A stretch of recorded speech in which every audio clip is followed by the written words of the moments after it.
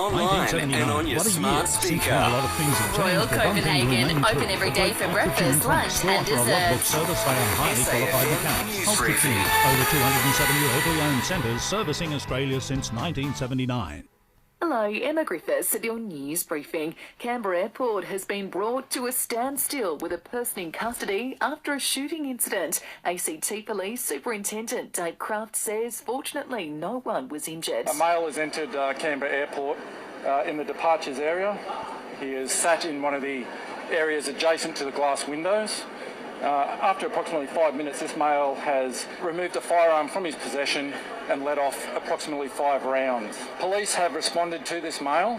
He was taken into custody and is currently at Sydney Police Station. Flights in and out of the airport have been halted as police investigate the incident, setting up an active crime scene. Witnesses have described the chaotic scenes. I'm feeling fine now, much better. Earlier I was a bit alarmed, but yeah, now I'm fine. I managed to find a couple other people that were by themselves and we kind of huddled together. One woman was with a really little baby and we hid behind one of the information desks. We hid there for a couple minutes because we just didn't know what was going on. That audio from the ABC. Meantime, investigations continue into a double shooting in Sydney. 2 women aged 39 and 48 were gunned down in a vehicle last night in Revesby. Hundreds of people have been evacuated from a residential building in Sydney's CBD. A fire broke out on the 8th floor in the early hours of this morning, with 500 forced to leave the premises.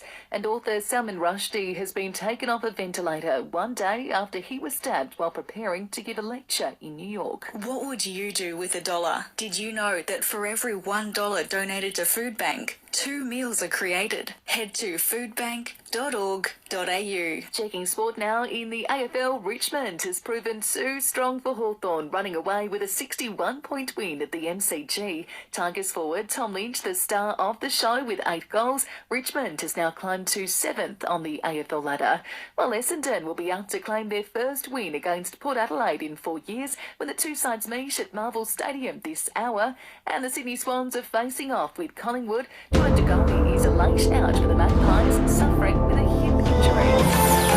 Sell your home with Mill & One and John for a $2,000 fuel card. This is SAFM weather. The chance of showers and storms for the rest of your Sunday on the Limestone coast. We're dropping to 6 tonight. More showers to come tomorrow and a top of 14 degrees.